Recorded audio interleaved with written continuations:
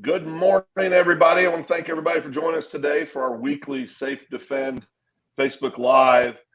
Today, we are joined by Jeff Prothe. He is the installation manager for Safe Defend. We're going to mix it up a little bit. We're going to talk about some exterior measures you can take, Jeff, and other things. But we'll just, like always, we'll have a conversation here. But I know we want to focus a little bit about exterior fencing, some barriers, some things like that. And so, good morning, Jeff. Welcome. Good morning. It's good to see you again. So, Good. yeah, I guess you have anything kick-started, or you just want me to start talking about the general? I think the big thing I want people to understand, because I know there's different layers or different steps to take in ensuring that your business or your school or your facility, and more importantly, the folks that are inside that building or facility are as safe as they can possibly be. So just, you have a lot of great experience. You've done this a long time. Just want you to kind of share your thoughts on the exterior side of things. We talk a lot about what goes on the inside of the buildings. And then anything else you want to share would be great. Okay. Well, I'll just start off, fencing in general, and this might seem rudimentary, but let's just start there. It accomplishes basically 2 or 3 things. Keeps people out, keeps people in. It's also a deterrent, and it can be aesthetically a direction to steer traffic, whether it's pedestrian traffic or vehicles traffic. So in new construction, the architects and engineers are well versed in how to make things happen. Manufacturers work directly with those folks, getting the right things specified, going out and educating the A&E folks what's available, keeping them up on new products. That's kind of the background I came from.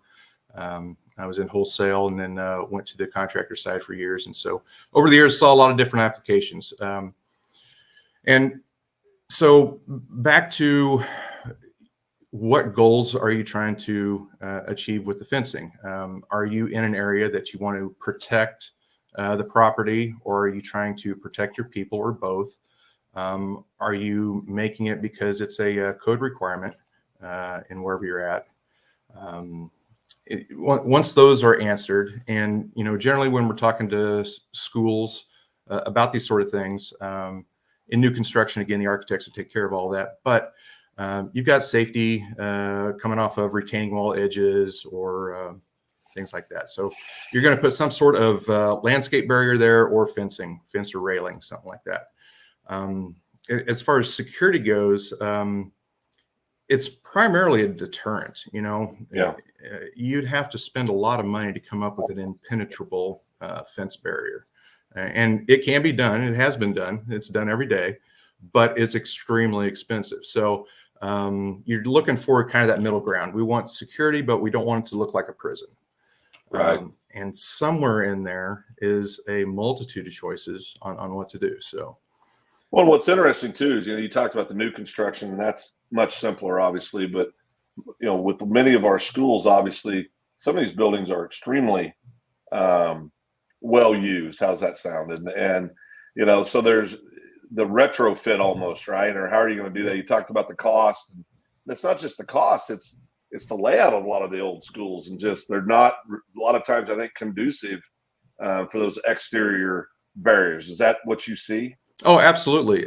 Existing buildings, have always got obstacles to overcome if you're looking to add anything to the outside. And of course, as more folks come into that building for use, whether it's a business or a school or utility, you've got parking issues, you've got sidewalk issues. And yes, sometimes it's just impossible for a fence to protect what you want. So a lot of people will then look at their exterior doors and entryways. How can we make those more secure, because we don't have the real estate outside of the building to put up any kind of protective barrier or fencing or partition. And that's a whole nother discussion, but we can probably go into that a little bit. Talk a little bit about that. I think there's just this is how, I'm old. I grew up when you didn't really think about fencing. You didn't really think about barriers. You didn't really think about a lot of things that we think about today. And thank God we are thinking about them and taking action on them. But, what, just walk me through some of those current in today's world. what are school districts? Let's talk about school districts first. What are school districts dealing with when it comes to this? And let's look at more of a metro area compared to maybe more of a rural school, what you would see. You bet. Now, what's interesting is even in the rural schools or the metros, they are looking at secure entryways. Yep. One common term of it is a man trap. It's a foyer in the front. It's a secure area where there's 2 layers of secure doors for passage, right? And so typically, and this is being done all over. People are retrofitting it to existing structures, no matter how old the building is. Redoing the entryways to where it brings a smooth path in for safety. It also allows visibility for security, brings them all to that front entry point where security camera, and I'm sure we've all seen it. You walk up to the front door and the camera's there, you hit the button, and then the front desk will buzz you in or ask you what you need, or, that sort of thing. Right. And then if you're buzzed in, then of course you're in this secure area still. You can't proceed on into the building. You've got to get buzzed through that second layer. They've let you out of the wind and the cold or the heat, and now they're going to see your face and ask you what you need to do or direct you to the right place. So, right. And it is a good system for visitors, but a lot of times during the rush of folks coming in the morning and folks leaving at night, those are not secure. And that's just human nature. We all get into a routine, and if you're busy, which everybody is, especially the front desk of a school. I mean, there's few places busier. They tend to go in directions that just leave the door open or prop it open and things like that. So, and I'll just speak to this. I know where I live. If people know you, to your point, I haven't had kids at the high school now for several years. I'm old enough. All my babies are having babies, but I could go up to the school today and buzz and get buzzed right in.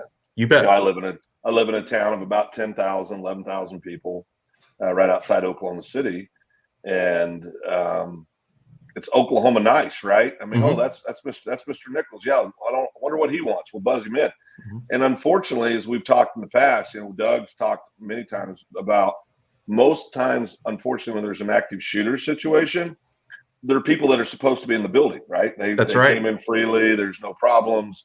Nobody's aware of any problem. And in today's world, you just don't know, because it's not always the student. It could be a domestic situation. It could be, a former employee. It could be just a lot of things that could cause these types of things to happen. So familiarity, I think, would lead to a potential breach in your security if you're not careful. It is, and that's the hard part about it. I grew up small town, same way. Everybody knew everybody. We kept the doors open, all this and that. Yeah. And things have changed, and schools will spend a lot of money to come up with these secure entries, and it is good for the, like you're talking, folks that come up for visitation or they come up for deliveries, Amazon, UPS, whoever.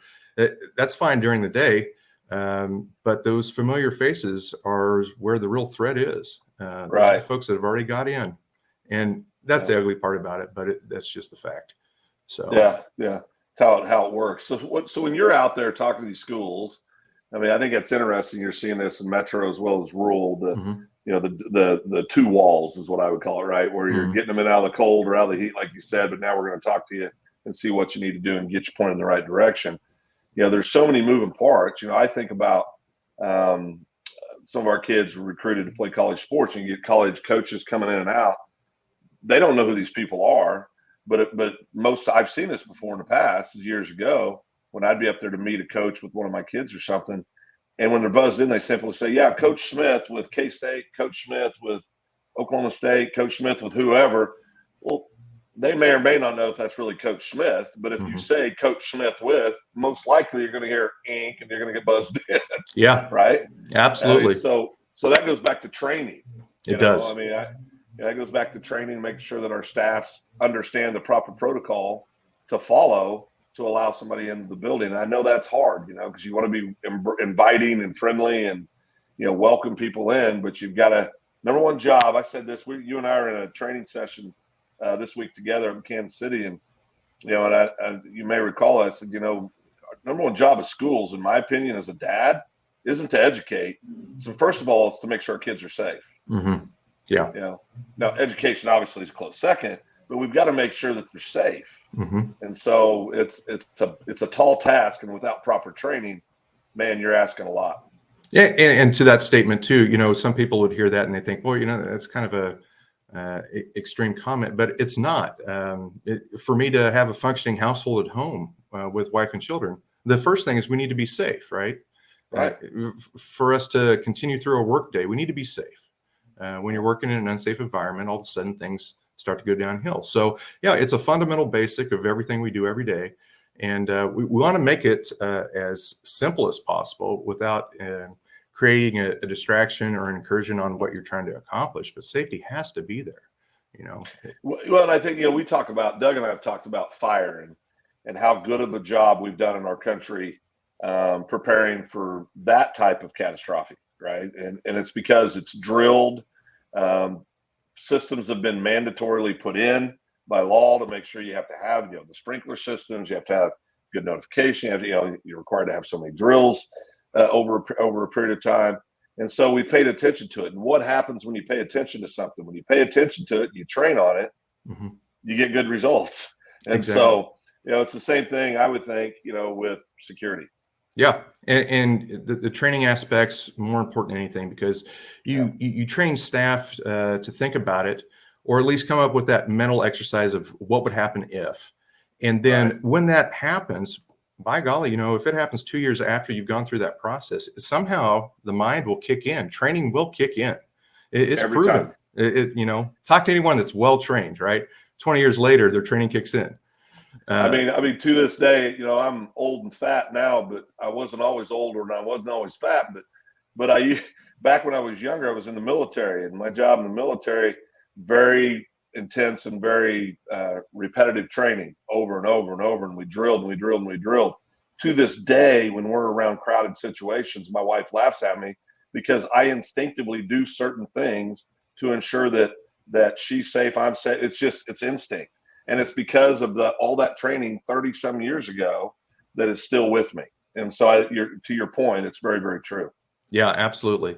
And also, I guess, with training, we kind of go back and talk about what your existing situation is, in the building, and what would you do if, there's measures that we all can have put in place, with tax dollars or revenue that, and that's the hard part. But really, when you're sitting there thinking about what would you do? And when we go back to the fencing part, you got to look at what's available. Fences around playgrounds are there for a purpose, right? Yep. But they could also be an obstacle if you're trying to evacuate. And I've seen this too in fencing. You'll go into an existing building with existing fences, and they'll say, well, we're going to add a couple doors to the building and things like that. I'm like, well, you're running yourself out into, just a stalled space that's surrounded by fence. But how are you getting past that fence, whether it's a fire, an emergency, or whatnot? And there's devices out there that allow you to do that. Panic bars, the horizontal crash bars that you see on doors, those are put on fences quite a bit. There's a lot of weatherproof options for that. Door sensors to let staff know when a door's been opened. That same thing can be applied to the fencing side. With that, you've also got to protect it to make sure that no one can reach in from the outside to actuate that latch to open it. Right. But there's measures in place for that. So it can be done. Contractors come up with very creative ways to make that happen. But you have to ask for it. And I think, go ahead. No, and I think what I was going to simply say is, I say this every week, but, if people have questions, or if they, you can pick up the phone and contact SafeDefend. You can talk to Jeff, talk to anybody on staff if you have additional deeper dive questions. We try to keep our calls here around 15, so we're going to wrap up here in a few minutes. But I think that, one thing I would really, I'm all about the training component of it. You can, the old example I gave, again, as an old military guy, is you can have the greatest weapon in the world in your hands, but if you don't know how to use it and you don't have any ammunition, all you got is a real pretty stick, and so you've got to really take the training component of what we're talking about serious. Yes, it takes money to do these things. Everybody gets that. I use the example, there's school in my home state here that's spending $35 million to renovate a football field. So the money's out there. Mm-hmm. It's about priorities. And I love football as much as anybody in the world, but I love our kids being safe too. Right? That's right. So it is about priorities. It's about making things important. We always encourage people, if you're a parent or somebody on the school board or your administrator, if you have questions, call us. Please call us, because we want to answer your questions, and we want to get to know you. And if there's any way we can work with you to help make your facility safer for the people that are in it, we want to do that. Jeff, I'm going to give you the last word, and we're going to sign off. Yeah, no, just to reiterate that we've got a lot of experience here at SafeDefend in many different fields. And we're here as a resource. We do want to hear from you. We want to hear your concerns, because we also learn from that. We carry the information that we gather from all of our clients over to the next one. So we share best practices freely. Whenever we see a good thing, we let folks know. Whenever we see a trend, we let folks know. So we'd love to hear from you, and we're here to help. Jeff, I appreciate your time. I thank you. I'm glad I got to see you in person this week. It's always nice. And we'll talk soon, but thank you very much for sharing today. Very good. Thank you. Thank you.